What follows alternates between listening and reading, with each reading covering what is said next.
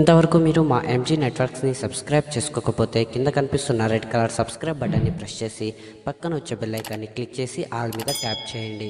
ఇలా చేయడం ద్వారా మేము అప్లోడ్ చేసే ప్రతి వీడియో నోటిఫికేషన్ మీ మొబైల్కి వస్తుంది. Hello MG networks viewers, hi అందరికి నమస్కారం. నేను మీ మౌనిక పురాల్లా. సో ఈ వారం ప్రత్యేక అతిథితో ముఖాముఖి కార్యక్రమంలో I brought a special person for you. So 2009 black the colours of music లో మనందరికి ఎంట్రీ ఇచ్చి అగైన్ 2010 లో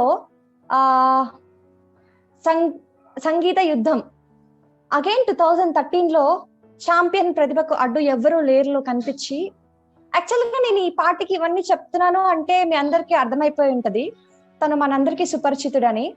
so I'm very happy and it's a very precious day for all of us. మనం ఎంజీ నెట్వర్క్స్ వ్యూయర్స్ కి తనని పరిచయం చేయబోతున్నామంటే, so he is none other than Raja గారు. నమస్తే అండి రాజా గారు. నమస్కారం అండి. ముఖ్యంగా ఈ అవకాశం ఇచ్చినటువంటి ఎంజీ నెట్వర్క్స్ టీమ్ కి ప్రత్యేకించి ధన్యవాదాలు చెప్పుకున్నాను. సార్ అది మా యొక్క we feel it like honour sir, మీరు ఇక్కడికి రావడం అనేది. Thank you so much. Thank you. Yes sir. Sir, so before entering to the interview మీ నుంచి ఒక సాంగ్ ఎక్స్పెక్ట్ చేస్తున్నాం సార్ మేము. గోవింద గోవిందయని కొలువరే, గోవిందాయ కొలువరే, గోవింద గోవిందయని కొలువరే, గోవిందాయని కొలువరే, గోవింద గోవిందయని కొలువరే.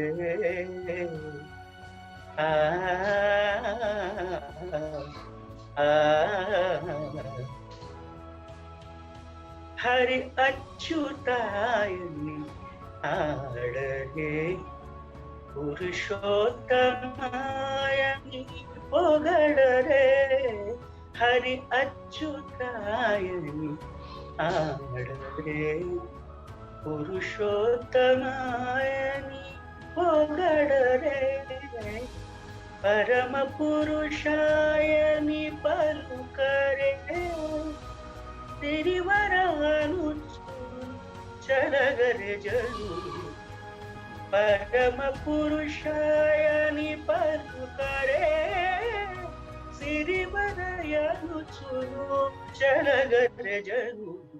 గోవింద గోవింద గోవింద గోవింద గోవింద గోవింద గోవింద గోవింద గోవింద గోవిందయని కొలువరే.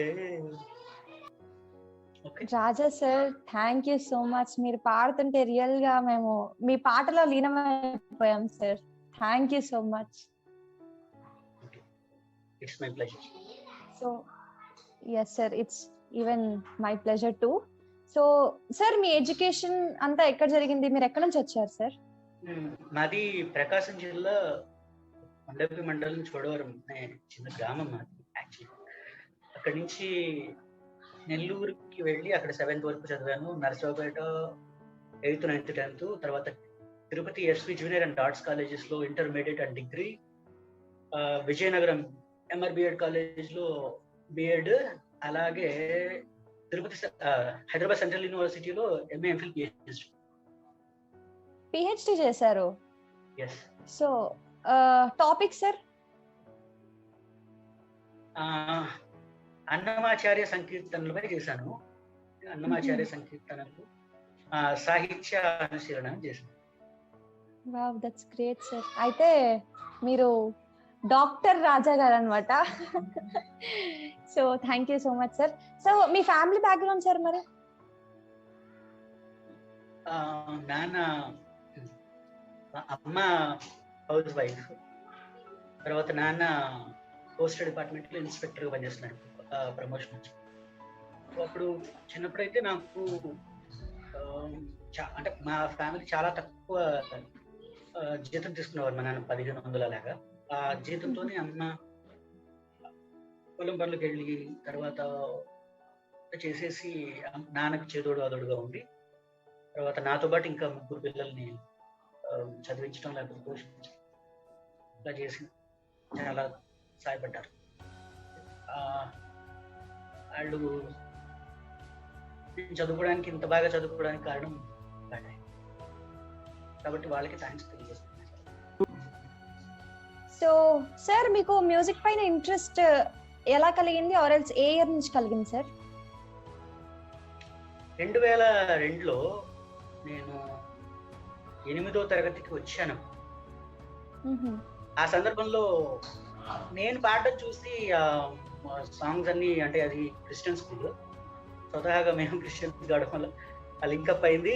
తర్వాత నేను నా సాంగ్స్ అంతా అది పాడడం చూసి మా ఫ్రెండ్ రాము అనే అతను, మ్యూజిక్ మాస్టర్ గారు ఉన్నారు ఇక్కడ, నేను నేర్చుకుంటున్నాను, నువ్వు వస్తే బాగుంటుంది అని అంటే, నేను దాదాపు ఒక వారం రోజులు తను సతాయించాను. నాకేంటి మ్యూజిక్, చెత్త ఎట్లా ఉంటాను, నాకెందుకు మ్యూజిక్ అని, చిన్నపిల్లల వయసులో కదా. కాబట్టి అట్లా అనేసరికి నువ్వు రా ఎలాగైనా కానీ, ఒక రోజు లాక్కుపోయాడు. నాకు తెలియదు, అంటే బలవంతంగా పట్టుకొని, కొంచెం నాకంటే కొంచెం పెద్ద అతను కాబట్టి నన్ను ఈజీగా మేనేజ్ అయిపోయాడు. లాక్కుపోవడంలో దాదాపు మా స్కూల్ నుంచి 1.5 కిలోమీటర్ ఉంటుంది ఆ ఇల్లు, మా మాస్టర్ గారి ఇల్లు. నేను స్కూల్లో జాయిన్ అయిన సంవత్సరం అంటే 1996లో మాస్టర్ గారు రిటైర్ అంట. నాకు తెలియదు ఆ విషయం. అంటే నేను నర్సరావుపేట స్కూల్లో కాదు కాబట్టి నాకు మాస్టర్ గారితో అంత గ్యాప్ వచ్చింది నెల్లూరు స్కూల్లో చేరడం వల్ల. సో అక్కడ రిటైర్ అయిపోయారు ఆయన ఆల్రెడీ. నేను సరేలే, ఇతను ఏదో నేర్చుకుంటాడు, మనం వెళ్ళిపోతే బాగుంటుంది, సరేలే తోడుగా ఉన్నట్లుగా ఉంటుంది, ఫ్రెండ్ కదా, కనీసం ఆ మాత్రం కంపెనీ అయిపోతే అలాగా అని వెళ్ళటం జరిగింది. కానీ అక్కడ జరిగిన ఒక సంఘటన మీ ముందు నిజంగా చెప్పాలి. ఆయన పంచరత్న కృతుల్లో ఒకటైన ఎందరో మహానుభావుల ఆ కీర్తన ఫ్లూట్ వాయిస్తున్నారు. ఆయన అద్భుతంగా వాయిస్తున్నారు. ఆ ఇంటి ముందుకు నేను వెళ్ళగానే స్థాను అయిపోయి నిలబడ్డాను. అక్కడ రాయి అయిపోయినట్లు, అంటే నాకేం వినపడలేదు ఇంకా ఆయన ఆ ఫ్లూట్ తప్ప.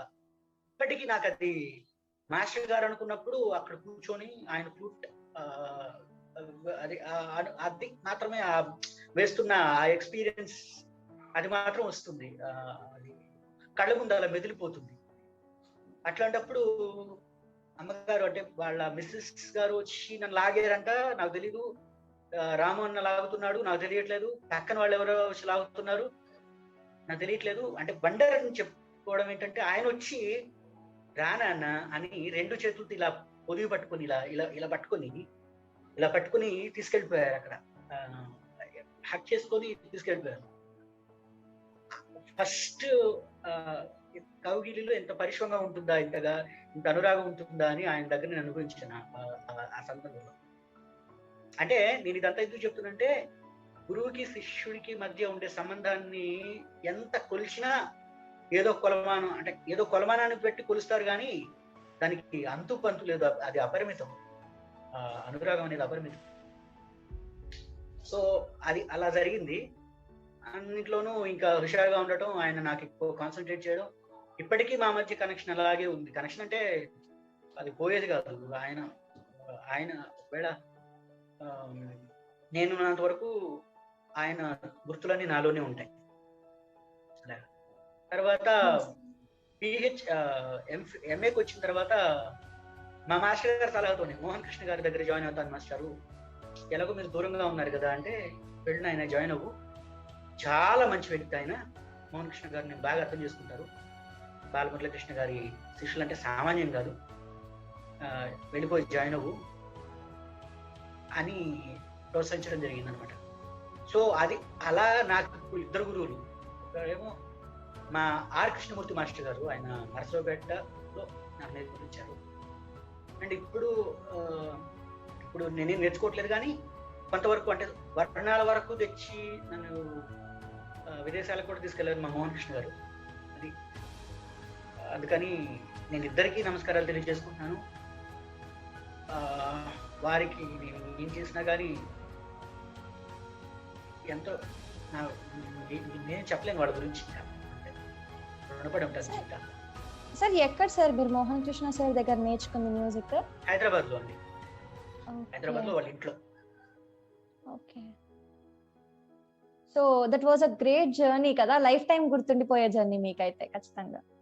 చాలా చాలా అంటే ఒక ఎవరో వచ్చి తీసుకెళ్ళిపోతే రావడం కాదు, నువ్వే రా అంటే మీరే రండి అన్న మనసు తప్పన పడింది అక్క. అంటే అది అది ఒకటి అర్థం చేసుకోవాలి, అది దేవుని దయ అనే చెప్పాలి.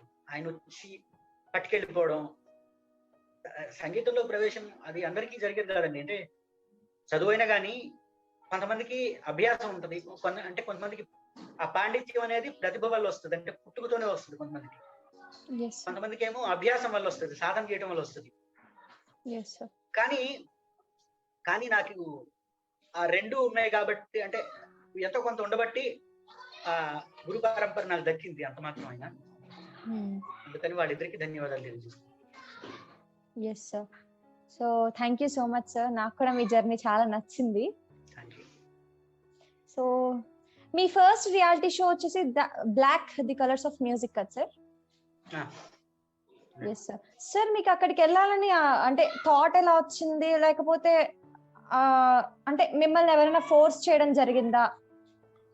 ఫస్ట్ ప్రోగ్రామ్ అయితే నాది 2012 2007 ఫిబ్రవరి 12న అక్కడ లింక్ ఆఫ్ బుక్, అదే వరల్డ్ రికార్డ్ అని ఏదో అంటారు కదా, లిమ్కా బుక్ ఏదో అండి, లింకానా దాని తప్పు.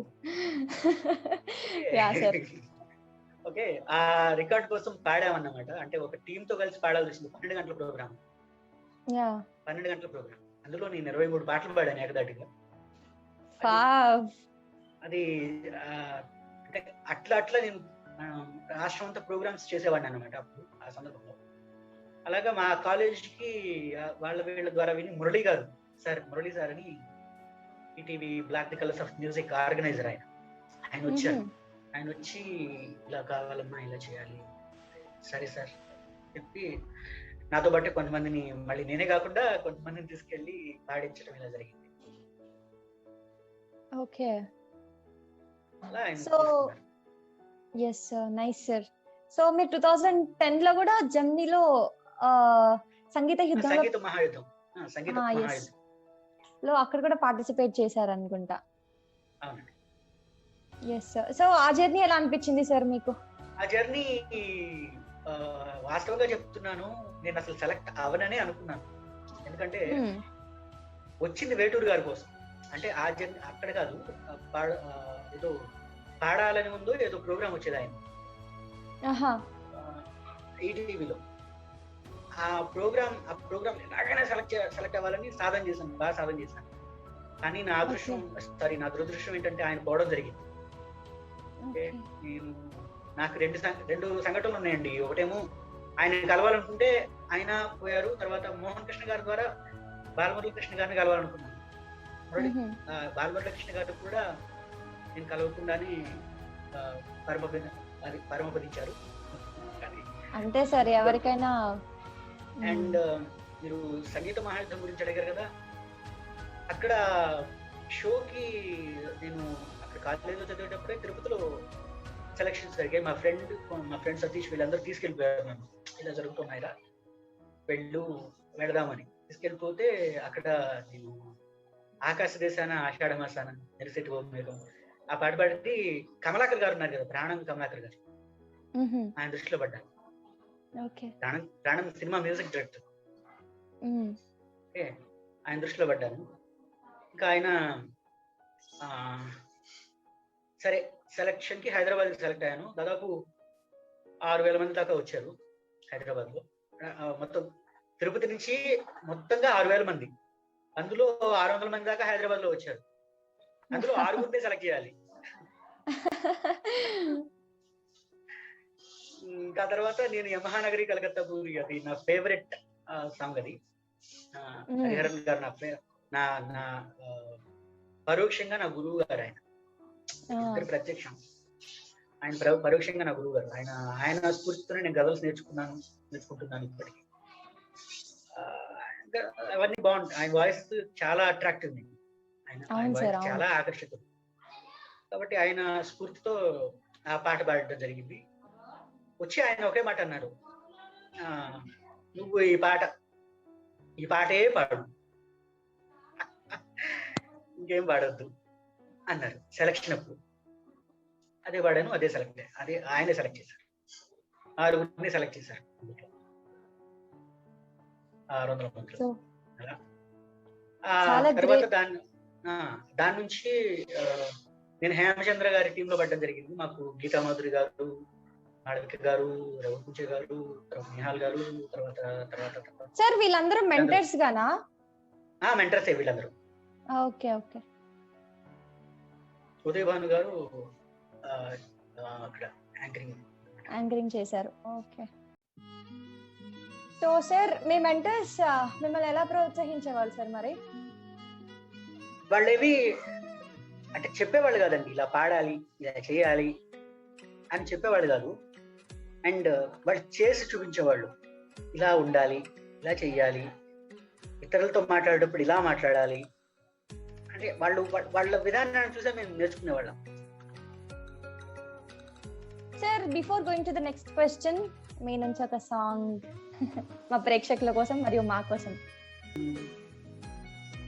సరే మామ గరే సస సని ర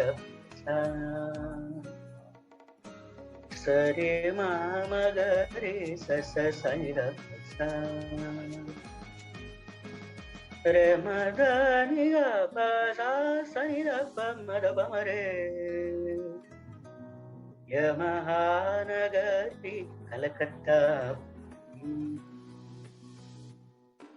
యమహానగరి కలకత్తా నమః హుగిలి హౌరావారధి యమహానగరి కలకత్తా చిరుత్యాగరాజు నీ కృతినే పలికను మరి చిరుత్యాగరాజు నీ కృతినే పలికను మరి చిరుత్యాగరాజు నీ కృతినే పలికను మరి మహానగరి కలకత్తా పురి నమః హుగిలి హౌరావారధి నేతాజీ పుట్టిన చోట గీతాంజలి పూసిన చోట పాడనా తెలుగులో ఆహంస పాడిన పాటే ఆనందుడు చూపిన బాట సాగనా పరుగు తీసింది పట్నం బ్రతుకుతో 1000 పందెం కడకు చేరాలి గమ్యం కదలిపోరా ఒక్కరితో ఒకరికి ముఖ పరిచయములు దొరకని క్షణముల బిజి బిజి బ్రతుకుల గజిబిజి ఉరుకుల పరుకులలో యమహానగరి కలకత్తా నమో హుగిలి హౌరావారధి చిరుత్యాగరాజు నీ కృతినే పలికను మరి చేరు త్యాగరాజు నీ కృతినే పలికను మరి చేరు త్యాగరాజు నీ కృతినే పలికను మరి యమహానగరి కలకత్తా పురి. Sir thank you so much. ఈ సాంగ్ వింటే నాకు ఒకటి అనిపిస్తుంది, స్టార్టింగ్ అంతా మెలోడియస్ గా ఉంటది, చరణం దగ్గరకు వచ్చేసరికి ఒక ఎనర్జీ ఉంటది సార్ దీంట్లో. అందుకేనండి అంటే మధ్యలో ఇవన్నీ నేనే పాడుకుంటాను. Yes sir. సో మీ వాయిస్ లో గమకాలు కూడా చాలా స్పష్టంగా తెలుస్తున్నాయి sir. Thank you. So next మనం మాట్లాడుకోవాల్సింది ఛాంపియన్స్ 2013 ప్రతిభకు అడ్డు ఎవరు లేరు సార్. దీని గురించి ఒక మాట చెప్పాలి. బ్లాక్ కలర్స్ ఆఫ్ మ్యూజిక్ లో ఈ పాట పాడినప్పుడు అనంత్ శ్రీరామ్ గారు మా జడ్జి.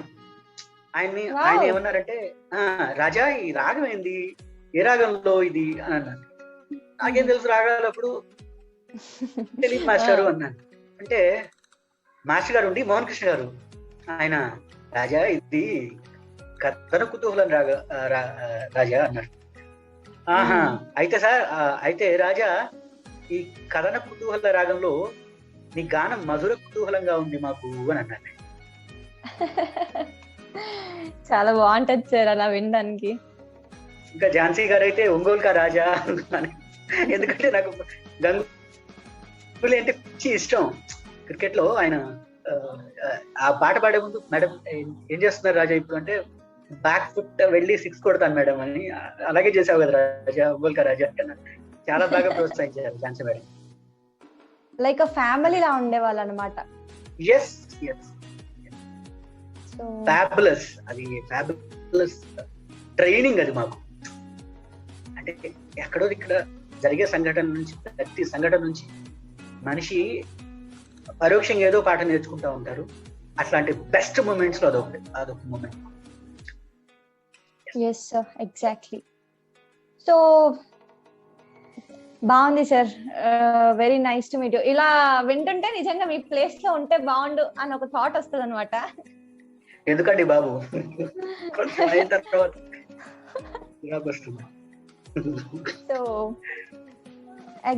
సో సార్, ఛాంపియన్స్ ప్రతిభకు అడ్డు ఎవరు లేరు గురించి చెప్పుకోవాలంటే అక్కడ కెనడీ గారు ఉన్నారండి.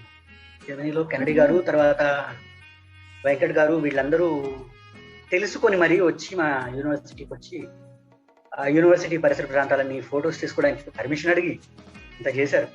తీసుకొని వెళ్ళి అంత టెలికాస్ట్ చేసి ఇదిగో అబ్బాయి ఇలా చేస్తారు చూపించి ఇలా చేశారు. వెళ్ళాను ఛాంపియన్స్. ఒక రకంగా చెప్పాలంటే నాకు డబ్బులు ఇచ్చిన ప్రోగ్రామ్ అది. ఎందుకు సార్? అంటే బెస్ట్ సింగర్ గా ఎవరైతే వస్తారో వాళ్ళకి 60,000 ఎంతో ఉంటుంది. ఫస్ట్ టైం అది మాకు. సో సార్, మీరు హైదరాబాద్ సెంట్రల్ యూనివర్సిటీలో పిహెచ్డి చేయడం జరిగింది అన్నమాచార్య సంకీర్తనల మీద. సో మీకెందుకు సార్ అంటే ఈ టాపిక్ మీద పిహెచ్డి చేయాలన్న ఒక ఇంట్రెస్ట్ కలిగింది? వాస్తవంగా నేను చేయాలనుకుంది భాష మీద. ఫస్ట్ పిహెచ్డి చెప్పాలి అంటే అది ఎలా అయింది అంటే, నాకు సంగీతం అంటే ఇష్టం అని మా సార్ డాక్టర్ పవన్ కుమార్ గారికి తెలుసు. మా ప్రొఫెసర్ ఆయన, ఆచార్య పవన్ కుమార్ గారు. ఆయన ఏం చేశారు అంటే, నీకు ఇలా సంగీతం అంటే ఇంట్రెస్ట్ కదా, సంగీతం మీదే చెయ్యు అంటే సంగీతం ప్లస్ సాహిత్యం మేడ నుంచి చెయ్యు అన్నారు. ఇదేదో బాగానే ఉంది అని నేనేం చేశానంటే, శ్యామశాస్త్రి గారు ఉన్నారు కదా, సంగీత త్రిమూర్తుల్లో ఒకరు, ఆయన కీర్తనలు తీసుకొని పోయి ఇలా చేశానంటే ఓకే చేసి చూసారన్నమాట.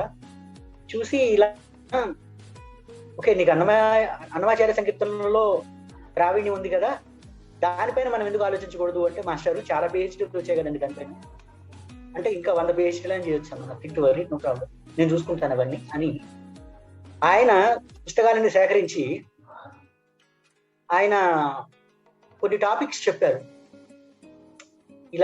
ఇలా చేద్దాం, అధ్యాయులు ఇలా నిర్ణయించుకుందాం, ఇలా తీసుకుందామని కొన్ని టాపిక్స్ చెప్పారు. అన్నమయ సాహిత్యం భాష, అన్నమయ సాహిత్యం సంగీతం, సంగీత సాహిత్య భాషాంశాలను, ఇలా కొన్ని టాపిక్స్ చెప్పారు.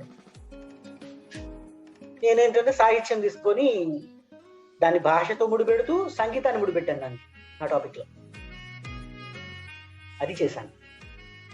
సో అన్నమాచార్య సంకీర్తనలో ఒక విశేషం ఏంటంటే అండి, ఆయన 14వ శతాబ్దానికి చెందినవారు అయినప్పటికీ ఆయన భాషలో సరళత ఉంటుంది, చాలా సరళంగా ఉంటుంది. అన్ని పదాలు అర్థం కావు, కొన్ని పదాలు అయితే డిక్షనరీలో దొరకవు, తెలుగు డిక్షనరీలో దొరకవు కొన్ని పదాలు. ఓకే, కాబట్టి అలా ఉంటాయి ఆయన పదాలు. తర్వాత భావానికి తగ్గ భాష వాడతారు ఆయన. అంటే నరసింహ సంకీర్తన అంటే మనకి ఎలా తెలుసు అంటే, ఆయన నరసింహస్వామి అనగానే ఉగ్ర నరసింహ స్వరూపం మాత్రం తెలుసు. ఓకే, కానీ అక్కడ ఆయన శృంగార నరసింహ, కృష్ణ నరసింహ, వెంకటరాయన, ఇవి అంటే ఈ రూపాలన్నీ చూపిస్తారు ఆయన మనకి. ఫర్ ఎగ్జాంపుల్ అంటే మనం అన్ని చూసు అందరికీ పరిచయం అయిందే ఇది బాలనేత్రానల ప్రబల విద్యుల్లత కేళి విహార లక్ష్మీ నరసింహ అని రాయగలరు. జయ జయ నృసింహ సర్వేశ హయహర వీర ప్రహ్లాద వరద.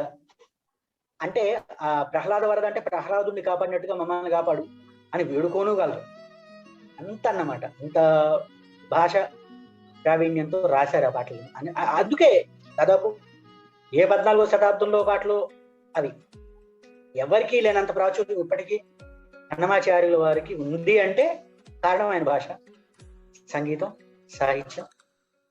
తర్వాత ఏంటంటే కొంత మనకు తెలియకపోవచ్చు. ఇప్పుడు ఇంకొక ఇది ఇస్తాను, మౌనిక గారు చెప్పండి సార్. హలో. చందమామ రావే జాబిలి రావే ఆ పాట మీ అమ్మగారు పాడుంటారు చిన్నప్పుడు మీరు అవును సార్. ఊగేటప్పుడు. చందమామ ఆ పాట ఎవరు రాశారు అనుకుంటున్నారు మీరు? ఎవరు సార్? జో అచ్యుతానంద జోజో ముకుంద ఆ పాట, అది ఉంది కదా, సంకీర్తన ఉంది కదా, ఆ సంకీర్తన ఎవరు రాశారు అనుకున్నారు? సార్ వినడమే తప్ప రచనలు మనకు అంతగా తెలియదు సార్. అదే అండి, అదే అదే ఆయన ప్రత్యేకత. అదే అన్నమాచార్యులు వారే రాశారు. ఆయన చాలా రాశారు మంగళాశాసనాలు. కానీ అది ఎలా అంటే అవి చెప్పగానే, ఆ టాపిక్ చెప్పగానే మా సారు దాదాపు చైర్మన్ నుంచి అలా లేచి ఒకసారి మనసులోనే నమస్కారం చేసి మళ్ళీ కూర్చుంది ఎదురుగా ఉన్నప్పటికీ. ఎందుకంటే సార్ అంటే నోర్మూయి అంటారు ఆయన. అంటే భావాన్ని దాచుకుని ఆయన అని. కాబట్టి మా సార్ నుంచి నేను చాలా నేర్చుకున్నాను అండి. పిహెచ్డిలో సార్ నుంచి క్రమశిక్షణ నేర్చుకున్నాను, టైం మేనేజ్మెంట్ నేర్చుకున్నాను, టైం ఎలా మెయింటైన్ చేయాలని నేర్చుకున్నాను. ఎలా పీరియడ్ గా ఎలా డిసైడ్ చేసి ఎలా డివైడ్ చేసుకోవాలి టైంని, ఆ టైం ప్రకారంగా ఎలా చదువుకోవాలి, ఎలా రాసుకోవాలి, ఎలా చేయాలని ఇవన్నీ మాకు ముందు నేర్పించబట్టే దాదాపు కొంతమంది అయితే పిహెచ్డి అంటే దాదాపు భయపడతారు అందరూ. కొంతమంది 7 years, కొంతమంది 6 years, కొంతమంది 15 years కూడా చేసేవాళ్ళు ఉన్నారు. కానీ నా పిహెచ్డికి పట్టిన కాలం ఎంతంటే అతిశయోక్తి కాదు, కానీ 2 సంవత్సరాల 10 నెలలు పట్టిందండి. కరెక్ట్ గా 2016 ఆగస్ట్ 8వ తేదీ నేను జాయిన్ అయ్యాను. 2019 జూన్ 28వ తేదీ సబ్మిట్ చేశాను. అక్టోబర్ 10వ తేదీన నాకు రిజల్ట్ రావడం, 18వ తేదీన నాకు 17వ తేదీ నా డాక్టరేట్ ఇవ్వటం అంతా జరిగిపోయింది. ఇంటర్వ్యూ అది మాకు ఢిల్లీ నుంచి వెంకటరామయ్య గారని ఆ ప్రొఫెసర్ గారు వచ్చి ఇంటర్వ్యూ చేసి అందరి సమక్షంలో నాకు డాక్టరేట్ ప్రదానం చేశారు. అప్పుడు మా అమ్మ నాన్న అందరూ నాతోనే ఉన్నారు. ఆ క్షణాన్ని నేను ఎప్పటికీ మర్చిపోలేదు. Thank you. మా సార్కి చాలా ధన్యవాదాలు తెలియజేసుకున్నాను. ఇన్ని నేర్పించారండి మాకు, ఎలా ఎవరితో ఎలా ఉండాలి అంటే వాళ్ళు చూపించారు, ఇవి నేర్పించారు. అదే సార్ అర్థమవుతుంది మీ వాయిస్ లో. ఇంకొకటి ఏంటంటే ఆయన అంటే తిట్టిన ఎలా ఉంటుంది అంటే అక్కడేమో మనం మొహకవళికలు ఎలా ఉన్నాయో తెలియదు, కానీ ఇక్కడికి వచ్చి మాత్రం చాలా సంతోషపడతాం ఆయన అన్న మాటలు చూస్తే. అంటే ఆయనతో గురజాడు అంటారు ఒక సందర్భంలో, నాతో మాట్లాడితేనే ఒక ఎడ్యుకేషన్ రా అని. ఆయన మాట్లాడడానికి మేము అలా తప్పించిపోయేవాళ్ళం ఇప్పటికీ అంతే. సో సార్ ఇప్పటి వరకు జరిగిన దాంట్లో మీకేమైనా చేదు అనుభవాలు ఉన్నాయా? చేదు అనుభవాలు ఎందుకంటే అప్పుడు ఫర్ ఎగ్జాంపుల్ బ్లాక్ లో నేను ఎలిమినేట్ అయినా, black the colours of music లో నేను ఎలిమినేట్ అయినా, నా పర్ఫార్మెన్స్ బాగాలేదు, ఎలిమినేట్ అయినా. అది చూసే వాళ్ళకి ఎలా ఉంటుందంటే అయ్యో ఎలిమినేట్ అయిపోయాడే అని సానుభూతి చూపిస్తారు. దాని మీద మనకి ఏడుపు వస్తుంది అని రచ్చ అవుతుంది. కానీ బయటకు వచ్చి చూసుకుంటే మనకి ఇంకా ఏదో నేర్చుకోవాలి. ఏది మొదలు పెట్టినా కానీ అదే కాదు కదా, ఇంకా ఏదో చేయాలి, ఇంకా ఏదో నేర్చుకోవాలి. ఆ నేర్చుకోవడానికి ఇది ఒక దెబ్బ. ఎందుకంటే అప్పుడు ఛాంపియన్స్ లో నాగబాబు గారు అడిగారు ఒక మాట, రాజా నువ్వు ఇంత యాక్టివ్ గా ఎలా మాట్లాడుతున్నావు, లేకపోతే ఇలా యాక్టివ్ గా ఎలా పాడుతున్నావు అంటే ఏ జయాపజయాల గురించి అసలు పట్టించుకోవా, వాటిపై నీ అభిప్రాయం ఏంటి అంటే, సార్ ఎప్పుడు మన వెంట ఉండేది అపజయమే, నథింగ్ టు వర్రీ. అది కాదు కూడదు అనుకున్నా, ఎందుకంటే మనం చెయ్యకపోయినా చేసినా కానీ అది అపజయం చెందినట్టే లెక్క. అపజయం చెందాలి అంటే చేసి చెందుదాం, తృప్తిగా ఉంటుంది. అలాగే విజయం ఎప్పుడు వచ్చి వెళ్ళని రాని భుజం మీద చేయవేస్తుందో తెలీదు. అపజయం బహిరంగంగా అంటే అంతర్గతంగా మనలో ఉన్నా కానీ బహిరంగంగా వచ్చి బహిర్గతంగా ఎప్పుడు వచ్చి మెడపట్టి గెంటుతుందో తెలీదు. అంటే విజయాపజయాలు అనేవి దైవాధీనం కదా. కాబట్టి వాటి గురించి మనం ఆలోచించడం ఎందుకు, పని చేసుకొని పోదాం సార్ అన్న. అంతే. ఏం ఆన్సర్ చెప్పాలో కూడా అర్థం అవ్వట్లేదు. So future projects sir, future projects ఏమైనా ఉన్నాయా? ఎస్, ఫ్యూచర్ ప్రాజెక్ట్స్ ఏం లేవండి, ఫ్యూచర్ జాబ్స్ ఉన్నాయి. సివిల్స్ కి ప్రిపేర్ అవుతున్నాను, ఐఏఎస్ కి ప్రిపేర్ అవుతున్నాను. అది బాగానే ప్రిపేర్ అవుతున్నాను, సంవత్సరం రాయాలి. ఇంతవరకు మీరు మా ఎంజీ నెట్వర్క్స్ని సబ్స్క్రైబ్ చేసుకోకపోతే కింద కనిపిస్తున్న రెడ్ కలర్ సబ్స్క్రైబ్ బటన్ని ప్రెస్ చేసి పక్కన వచ్చే బెల్ ఐకాన్ని క్లిక్ చేసి ఆల్ మీద ట్యాప్ చేయండి. ఇలా చేయడం ద్వారా మేము అప్లోడ్ చేసే ప్రతి వీడియో నోటిఫికేషన్ మీ మొబైల్కి వస్తుంది.